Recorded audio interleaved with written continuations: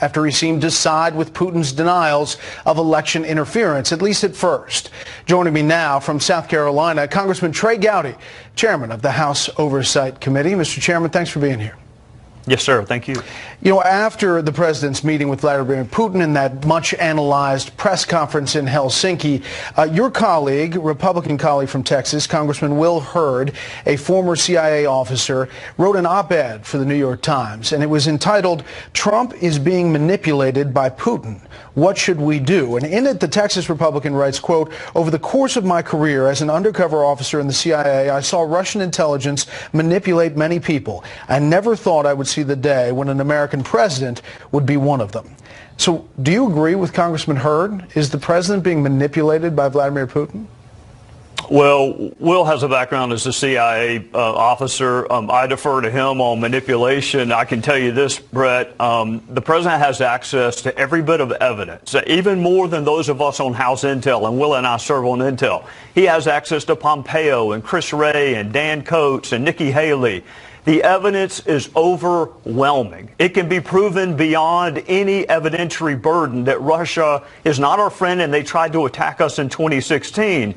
So the president either needs to rely on the people that he has chosen to advise him, or those advisors need to reevaluate whether or not they can serve in this administration. But the disconnect cannot continue. The evidence is overwhelming, and the president needs to say that and act like it. So he eventually said it through the week, Congressman, but what do you think was the evolution there? Why the hesitation? I don't know. I watched the press conference. It wasn't just that line. It was the president missed, I think, a really good opportunity to distinguish the United States from any other country, but especially from Russia. And I don't know what was said in the private conversation, but I do know this. We got a classified briefing this week, Brett. There is no way you can listen to the evidence and not conclude not that the Democrats were the victims, but the United States of America were the victim. We were the victims of what Russia did in 2016, and it ought to be a source of unity and rallying around the fact that we're never going to allow this to happen again, and we're going to punish those who tried to do it. And there was this equivocation during the press conference that I'm glad he corrected it. But when you're the leader of the free world, every syllable matters, and you really shouldn't be having to correct it when you're the leader of the free world. Well, as you mentioned, after several days of kind of dealing with the rhetorical walkback, the White House announced on Twitter that senior staff had been tapped to set up a second summit, Vladimir Putin coming to Washington this fall, and that obviously caught many here in Washington by surprise. It also caught the president's director of national intelligence by surprise, who was doing an interview in Aspen at the time. Take a listen. We have some breaking news. The White House has announced on Twitter that Vladimir Putin is coming to the White House in the fall. Say that again? Okay. Yeah. That's going to be special. Now, the DNI released a statement last night apologizing, saying he didn't mean to be critical or disrespectful in his reaction and response. But do you think it's strange that the Director of National Intelligence didn't know about the invite before it went out? I do think it's strange. I also think this, Brett. I think that the United States of America sometimes has to meet with people that we don't have anything in common with. I think our president has to meet with the leader of North Korea. We have to meet with a leader from Iran. But it's very different to issue an invitation. This country is different. We do things differently. We set the moral standard for the rest of the world. The fact that we have to talk to you about Syria or other matters is very different from issuing an invitation. Those should be reserved for, I think, our allies like Great Britain and Canada and Australia and those who are with us day in and day out. I think we should be very judicious in who we invite and place that imprimatur of acceptance on. So I would hope the president would keep that in mind if we're issuing invitations to foreign leaders. I want to turn to the investigation. Overnight, responding to Freedom of Information requests, the Department of Justice released a heavily redacted FISA court request by the FBI asking for permission to surveil or listen into Carter Page. fairly low-level figure in the Trump campaign orbit, but one the FBI suspected, according to these documents, of colluding with Russian agents and maybe being one. I know you read this months ago, but it's the first time one of these kind of documents is out in the public domain, even heavily redacted. What is your take on this?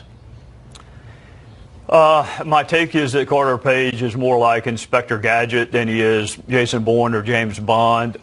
Trump never met him. Trump never had a conversation with him. I'm sure he's been on the FBI's radar for a long time, well before 2016. Here's what we'll never know, Brett. We'll never know whether or not the FBI had enough without the dossier, the unvetted DNC-funded dossier, because they included it. And everyone who reads this FISA application sees the amount of reliance they placed on this product funded by Hillary Clinton's campaign and the DNC. So that's point number one, is the dossier and its use. The other thing I hope my fellow citizens will take note of is the FBI missed a really good opportunity to tell the judge exactly who paid for that. If you look at the footnote, it takes a lot more effort to define it the way they did, where you have no idea who funded it, than just to come right out and say the DNC hired Perkins Coie, who hired Fusion GPS, who hired Christopher Steele. There, done. That's an easy footnote. Everybody can follow it. But for whatever reason, the FBI decided not to represent that to a court. So Carter Page is never indicted. He hasn't been brought in. He's still walking around. Yeah, and that, I mean, look, this is an investigation. All investigations don't lead to indictments. There have been 24 indictments in this case, but Carter Page is not one of them. I have a different standard between investigating something and someone. And keep in mind, counterintelligence investigations are never designed to become public. So you and I were not supposed to be having a conversation about Carter Page on national television. This case is different. He has not been indicted. He's presumed innocent. He'll be presumed innocent even if he is indicted. I don't have an issue with looking into people that have cozy relationships with Russia. That's fine. That's what law enforcement's supposed to do.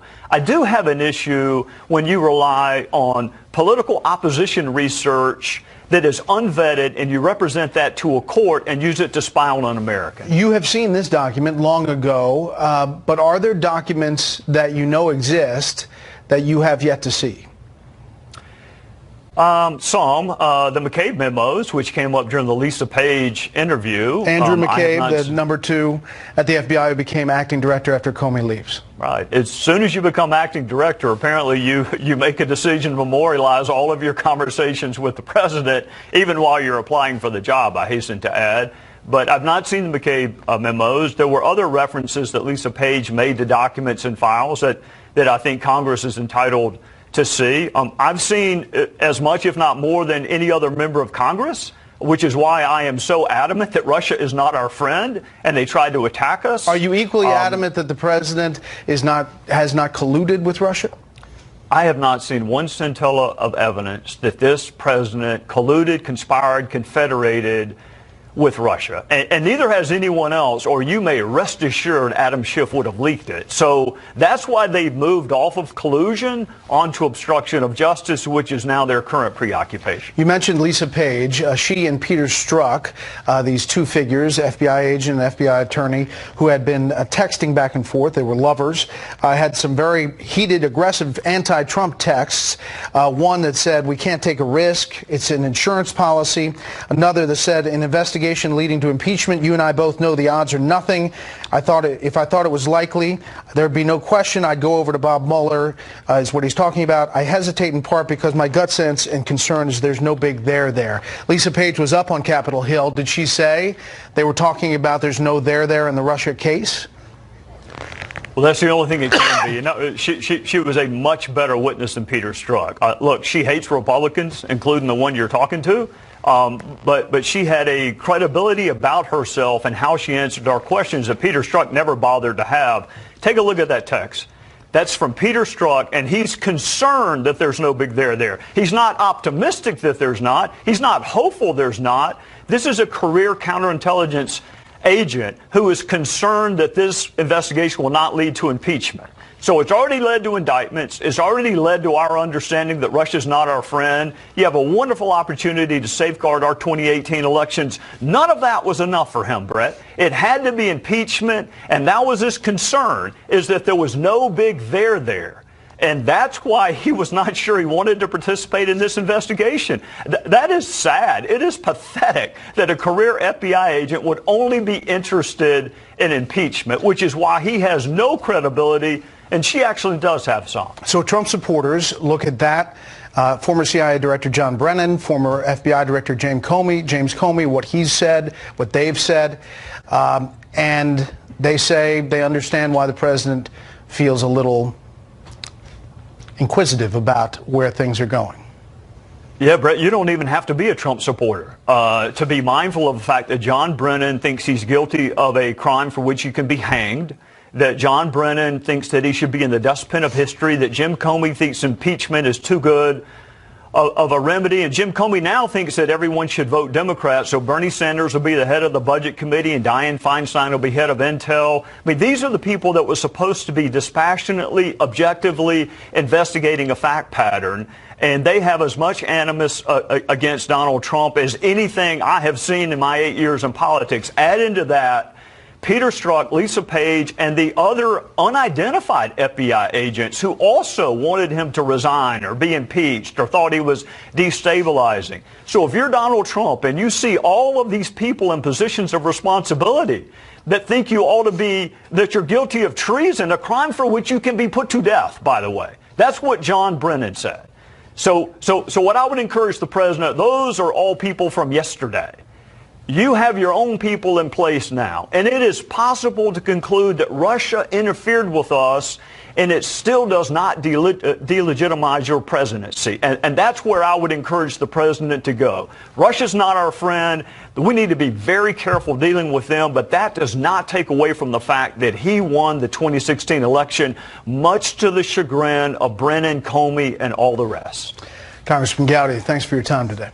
Yes, sir. Thank you. Up next, did President Trump put the interest of Russia above the United States in his summit with Vladimir Putin? We'll talk to one of the top Democrats demanding answers. Senator Bob Menendez joins us next.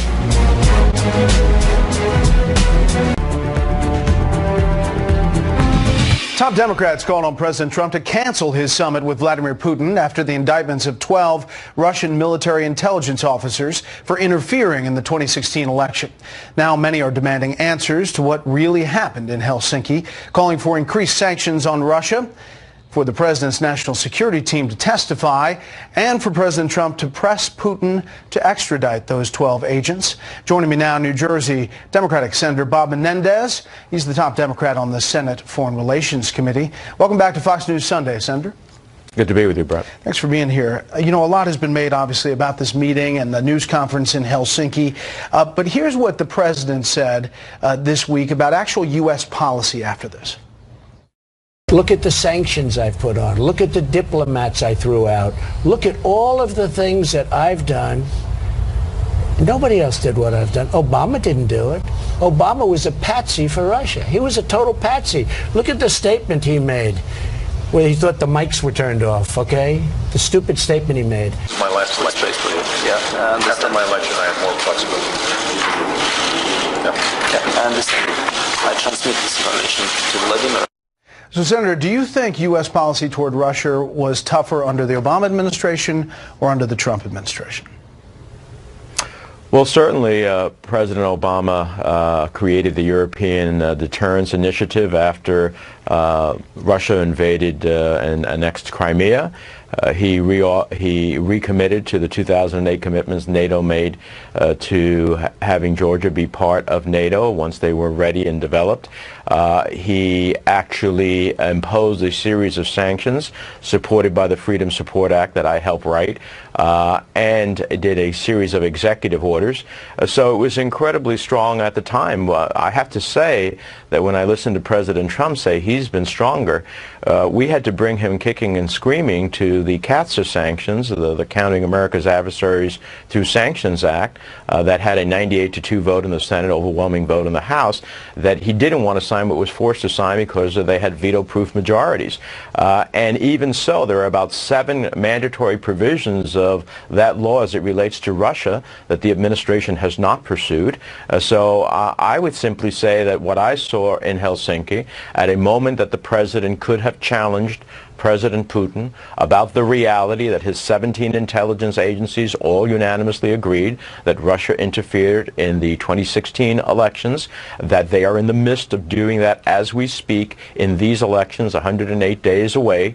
That was a moment to challenge him on that, on Ukraine, on what's happening in Syria, and instead the president did not show the strength that an American president, I believe, should have shown at that moment. He says that he said that behind closed doors in that CBS interview with Jeff Glor. What would you have preferred him do in the news conference publicly? Well, I would have liked him to said, look, President Putin, we know that you interfered in our 2016 elections and that you're doing it now. And that's not a question, that's a statement, and here are consequences to it. If you want to rejoin the world order and observe international law and stop invading sovereign nations like Ukraine, then we can have a pathway forward. But at the end of the day, there will be real consequences, and I'm glad that we're talking, but there are real consequences to your constant engagement in our elections that undermine our democracy. I would have liked, Brett, for him to do what Chris Wallace, your colleague, did in his interview with President Putin. Which we'll see in just a moment. I guess his supporters say he may have done that behind the scenes. He may have not said the right things in the news conference. No one knows what he said behind the scenes because he took an extraordinary over 2 hours with only an interpreter, not even the Secretary of State. Do you think there's any upside? The head of national intelligence. Is there any upside to talking to Putin? Look, it depends if you challenge him. Now we're going to give him, a red carpet treatment and invite him to Washington. To me, that's beyond comprehension. You can speak to adversaries, but at the end of the day, you have to do it in a way in which you challenge them. The president seems to want to be chummy with Putin instead of challenging him. He should be challenging him about violating international law. He should be challenging him about the massacre that's taking place in Syria. He should be challenging him about the annexation of Crimea and say, we will never recognize the annexation of Crimea. But Senator, you know that you don't know that he didn't do that behind closed doors. None of us know, Brett. Right. Okay, I have no idea. But when you had an opportunity to show the world, all of our allies, show NATO, show the free world that you, in fact, were not supplicant to Vladimir Putin, but a challenge to him, you failed to do so. And then to come back, it's too late, too little, and the wrong continent, and now change your tune once you're here versus when you were there standing alongside Putin. Let's turn to domestic politics. The Supreme Court nominee that the president put up, Brett Kavanaugh, you have said that you will not vote for him. Democrats are obviously pushing back. Do you believe Democrats can stop the Kavanaugh confirmation? Well, I think if the American people understand Judge Kavanaugh's record, they will rise up, and that will stop his nomination. Look, here is a judge who has written that, in fact, the president is above the law, that he can decide what laws are constitutional or not, which I always believed was reserved for the Supreme Court under our system of government, and therefore not obey a law if, in fact, he believes it's unconstitutional. He believes the president cannot be investigated while in office. This is someone who spent 4 years with Ken Starr investigating the Clinton administration. It's amazing to me that he has the view that a president cannot be investigated. Where are the votes going to come from to push back? And so he has a series of challenges. I think that when people in the country know, they will raise their concerns with their members of the Senate, including Republicans. Look, do Democrats have regrets? Our colleagues, Dean Heller in Nevada, of course, Susan Collins, Lisa Murkowski, who care about women's health, and others, I think, will have an opportunity to express themselves as to whether they want to support someone who, in fact, would erode those basic rights. Do Democrats have regrets that Senator Harry Reid moved that vote to only requiring 51 for confirmation? I think Republicans will regret to moving to 51 on Supreme Court nominees. There will come a moment in which they'll regret that, and if this continues, we're going to have a Senate not as the founders of the Constitution and the framers of the Constitution imagined. It'll be just a majority vote institution like the House of Representatives, and then it will dramatically change the Constitution. Senator, you're up for re-election in New Jersey this year. You could face a real race in blue New Jersey, but the energy and passion and really the grassroots of your party is on the progressive side. Just over the past few days, Senator Bernie Sanders has been campaigning with the newest superstar of your party, Alexandria Ocasio-Cortez from New York. They were campaigning in Kansas. Ms. Ocasio-Cortez has said capitalism will eventually come to an end. She says she doesn't mind being called a socialist. In her words, there's an Israeli occupation of Palestine. And they say, Sanders and Ocasio-Cortez, that their agenda is now the Democratic mainstream agenda. Is it? Look, that's their agenda, and under our democracy, everybody has their agenda. I've seen extreme right-wing agendas that I disagree with equally as well. Look, our agenda as Democrats is about ultimately making sure that we have an economy that works for everyone, not just the wealthiest, not just big corporations. Our agenda is making sure that we secure our nation, including our sacred right to vote, that it cannot be affected by countries like Russia outside of the world. Our agenda is making sure that every family goes to sleep at night knowing that they have the health care they need to keep their family healthy and secure. That's our agenda. So you don't think there'll be this progressive litmus test in your party? Listen, I think that people care about whether or not they have an economy that helps them meet their hopes and dreams and aspirations, whether they have health care for their family, whether they can get their kid educated without being under a mountain of debt to get a college education. Those are the things that Democrats have been fighting for, will continue to do so, and I think that has universal appeal. Well, Senator Menendez, thanks again for joining us on Fox News Sunday. Thank you, Brett. Up next, Chris Wallace presses Russian President Putin on many topics after the Helsinki summit.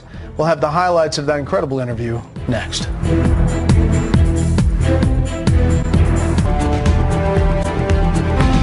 Following the president's summit with Vladimir Putin in Helsinki, Chris Wallace sat down with the Russian leader for an extensive interview. Here are some of the key exchanges. Mr. President, one of the issues that is standing in the way of more progress, as you know, are the allegations of Russian interference in the U.S. election. You have repeatedly said, and you said again today, that this was not the action of the Russian state, that if it was anything, it was patriotic Russian individuals. I have here the indictment that was presented on Friday from the special counsel, Robert Mueller, that says that 12 members of Russian military intelligence, the GRU, and they talk specifically about units 26-165 and 74-455. They say, you smile, let me finish. They say that these units were specifically involved in hacking into Democratic Party computers, stealing information, and spreading it to the world to try to disrupt the American election. May I give this to you to look at, sir? Here? Да, положите, пожалуйста. Да. Значит, позвольте мне, отвечая на ваш вопрос, начать start answering your question с другого. With something a little bit different. Смотрите, все говорят о Let's have a look at it this way. вмешательстве России. People are talking about the purported interference of Russia with the election process in the United States. I've mentioned this in 2016 and I want to say it now again. And I really wish for your American listeners to listen to what I say. First of all, Russia as a state has never interfered with the internal affairs of the United States, let alone its elections. But sir, this is the indictment. It shows, I have 12 names here. It talks about specific units of the GRU, Russian military intelligence. Is the GRU not part of the Russian state? Я сейчас вам отвечу. I'll get to it. Just have a little bit of patience and you'll get a full answer to your question. Вмешательство во внутренние дела. Interference with the domestic affairs of the United States. Do you really believe that someone acting from the Russian territory could have influenced the United States and influenced the choice of millions of Americans? I'm not asking whether they influenced, I'm asking whether they tried. I'm about to answer. Well, this was the first point that I'm trying to make. If you'll have some patience, you'll hear the entire response. I said this in 2016 and I say it now. The idea was about hacking an email account of a Democratic candidate. Was it some rigging of facts? Was it some forgery of facts? That's the important thing that I'm trying to, the important point that I'm trying to make. Was this any false information planted? No, it wasn't. These hackers that are being discussed, and I'll get back to it. Just bear with me for a moment. As we're getting told, they hacked a certain email account and there was an information about manipulations conducted within the Democratic Party to incline the process in favor of one candidate. And as far as I know, the entire party leadership resigned. They admitted the fact of their manipulations. So that's one thing, that manipulations with the public opinion should stop and an apology should be made to the public at large, instead of looking for the responsible, for the party at fault. And now to the mentioned things. As I said in the press conference. But Mr. President, may I just say, you're indicating Don't you like that my they answer? stole real money, not counterfeit money. So are you saying it's okay because of the facts that they took from the DNC, from John Podesta, it was their real emails, so it's okay to hack and spread this information out and interfere with the election? Well, listen to me, please. The information that I am aware of, there's nothing false about it. Every single grain of it is true, and the Democratic leadership admitted it, the first point. Now, the second point. If you don't like my answer, you can give it to me straight away, and I just keep silence. And if you want Americans to listen to my opinion, could you please wait for a little bit? And now for the specific accusations. First of all, Special Counsel Mueller has accused a certain private company in Russia that is not even a very big enterprise. Its core area of competence is a restaurant business. And now, this company hired American lawyers and defending its integrity and reputation in an American court. So far, American court has not discovered any trace of interference whatsoever. Do you know it or not? But let the millions of Americans know about it. And now to the individuals from the Indictment Act. We, with the United States, we have a treaty for assistance in criminal cases, an existing treaty that exists from 1999. It's still in force, and it works efficiently. Today I referred an example of its efficient work. No, and I'm not trying to interrupt. Why wouldn't Mr. Miller... I'm not trying to interrupt or be disrespectful. Well, let me finish. Just let me finish. Well, you're trying to interrupt, but I will finish. Why wouldn't Special Counsel Mueller send us an official request within the framework of this agreement? Our investigators will be acting in accordance with this treaty. They will question each individual that American partners are suspecting of something. Why not a single request was filed? Nobody sent us a single formal letter, formal request. Let me just say, I don't want to and all of it is used for the internal political struggle. Move on to other subjects. Why do you think Robert Mueller issued this indictment 3 days before you and President Trump met here at the summit? I'm not interested in this issue in this single bit. It's the internal political games of the United States. Don't make the relationship between Russia and the United States, don't hold it hostage of this internal political struggle. And it's quite clear to me that this is used in the internal political struggle, and it's nothing to be proud of for American democracy to use such dirty methods in the political rivalry. Last year, Defense Secretary Maddow said that Russia is the greatest threat. Russia is the greatest threat to the United States. And he has since made it clear an even greater threat than terrorism. In March, you introduced a new generation of Russian missiles, including what you called an invincible missile, you said, that could evade, defeat all of our missile defenses, and you even released a video that showed this super missile flying over the United States and hitting Florida, very near where President Trump's estate is at Mar-a-Lago. Aren't you escalating the arms race, and aren't you being deliberately provocative? Что касается видеоматериалов, as far as the footage is concerned, они не говорят о том, что эта ракета направлена. Well, they do not specify that the missile is about to hit the United States. You have to look at it more carefully. Secondly, all of our new offensive...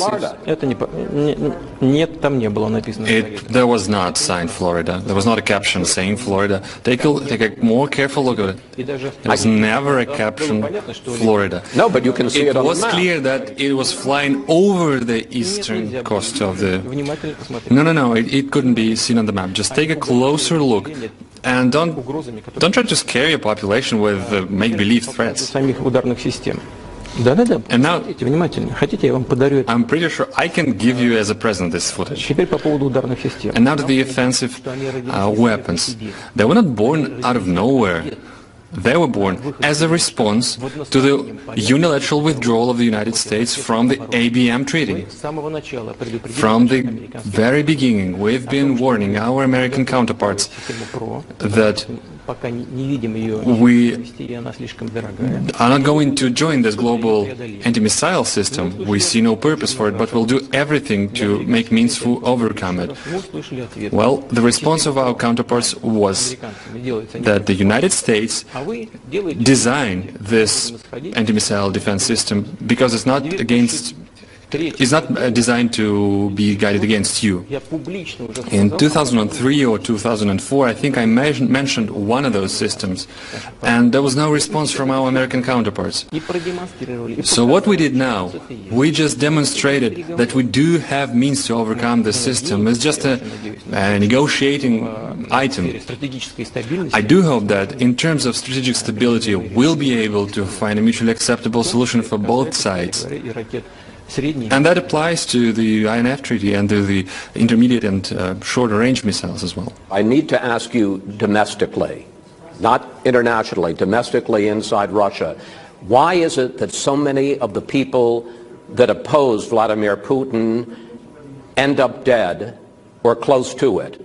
Former Russian spy and double agent Sergei Skripal, the victim of a nerve agent attack in England, Boris Nemtsov, a political opponent, gunned down near the Kremlin. Investigative reporter Anna Politkovskaya, murdered in an apartment building. Why is it that so many people who were political enemies of Vladimir Putin are attacked? Well, first of all of us have plenty of political rivals. I'm pretty sure President Trump has plenty of political rivals. But they don't end up dead. Но не всегда. А вас что, президентов не убивают? Not always. Well, haven't presidents been killed in the United States? Have you forgotten about it? Где убили? Well, в США или в России? Has Kennedy been killed in Russia or in the United States? Что вообще происходит? Or Mr. King? What happens at the clashes between police and civil society and several ethnic groups? Well, that's something that happens on the U.S. soil. All of us have our own set of domestic problems. But going back to what happened in Russia, yes, we do have crime, and Unfortunately, there are some crimes, and at some extent, Russia's statehood is maturing, and there are some side effects, and we persecute people responsible for these crimes. But since you've mentioned the Skripal case, we would like to get at least some sort of a document and evidence about it, but nobody gives it to us. It's the same thing as the accusations with meddling into election process in America. You can watch Chris's full interview with Vladimir Putin on FoxNewsSunday.com. We do know where Chris is, and he will be back next week. Up next, we'll bring in our Sunday group to discuss the fallout from Helsinki and the Russia investigation going forward. Coats came to me and some others. They said they think it's Russia. I have President Putin. He just said it's not Russia. I will say this, I don't see any reason why it would be. The sentence should have been, I don't see any reason why it wouldn't be Russia. Is Russia still make your way out? Is Russia still targeting the U.S., Mr. President? Press, let's go. Make your way out. No, you don't believe that to be the case? The president said thank you very much and was saying no to answering questions. I let him know we can't have this. We're not going to have it. And that's the way it's going to be. Getting along with Russia is a positive, not a negative. Right. Now, with that being said, if that doesn't work out, I'll be the worst enemy he's ever had. The worst he's ever had. The evolution this week of President Trump's position regarding Russia's interference in the 2016 presidential election. It's time now for our Sunday group. Fox News senior political analyst Britt Hume, columnist for The Hill, Juan Williams, and the co-host of Benson and Harf on Fox News Radio, Marie Harf, and Guy Benson. All right, Britt, the president's been very active on Twitter this morning, just a few moments ago, saying, I had a great meeting with Putin, and the fake news used every bit of their energy to try and disparage it. So bad for our country. Thoughts? Well, what do we know about that meeting? Well, we know very little because there's no record of it of any kind that we know of except in the memories of the two participants and their translators, unless Russia, of course, taped it. So we don't have any real way to assess that other than what Trump claimed about it. And, of course, his performance, as you just showed at the press conference with Putin in Helsinki, was, I think Newt Gingrich stated correctly, the worst moment of his presidency, and one that I think, despite his walking it back and repeatedly saying other things in its aftermath, I don't think he's going to live that down anytime soon. Juan, a lot of Trump supporters point to that there's no substantive policy changes. They say it was a bad press conference. But as far as being aggressive against Russia, this administration still is.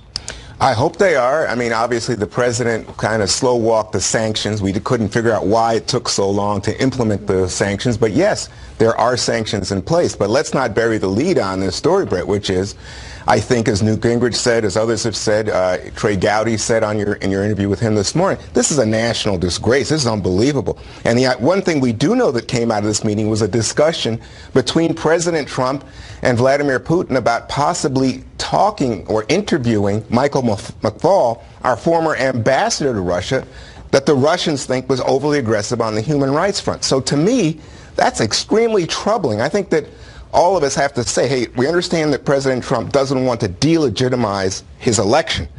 But again, to reiterate something Trey Gowdy said this morning, this is about America being under attack and being under attack heading into the midterms in terms of our election and democratic process. Guy. Well, I think it's difficult for the president to go on Twitter. It's easy for him, but for us to digest him blaming all of this on the fake news, because the fake news simply played in its entirety the press conference that he himself participated in, and it was a very, very low moment. I do think that his pivot eventually to what we saw in the CNBC interview was the thing that the administration ought to be doing, which is highlighting not just the sanctions, but the diplomatic expulsions, the lethal aid to Ukraine, and other elements that are much more robust of the policy as opposed to the rhetoric that we saw when the president was standing with Vladimir Putin, which was, again, I think, indefensible. Right, but as the week went on, in Middle America, how do you think this plays? Well, I think Middle America has tuned out a lot of the conversation about foreign policy because they're worried about the economy, they're worried about education and healthcare costs. So that's a separate conversation. But it is still very important to digest what President Trump is doing on foreign policy. Put that Helsinki press conference in the context of how he treated our NATO allies.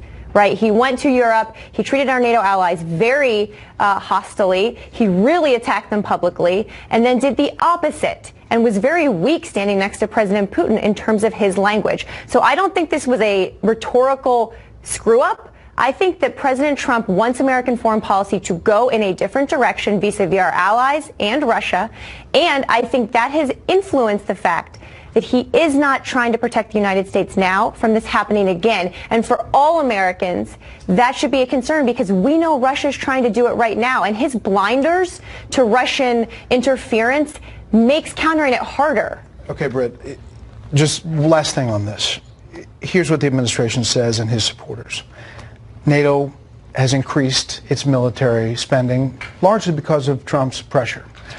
The U.S. has put in heavy military equipment into Ukraine. Yeah, not something that Russia would like. More now. Right. We have helped liquid natural gas in Eastern Europe. Right. That is destabilizing Russia. Right. There are things that are doing much beyond, this is what supporters would say, the Obama administration. Well, those points are correct. These things are in fact happening, which is why this is such a paradox between the president's behavior in the presence of Vladimir Putin and the actions he has taken. They point in different directions.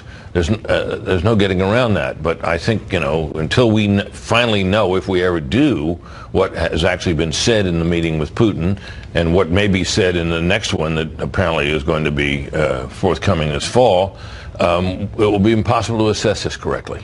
So the president doesn't often like polls, but a new Washington Post ABC poll said post-summit, his handling of the summit, 33% Americans approve of the president's handling of the meeting with Putin, 50%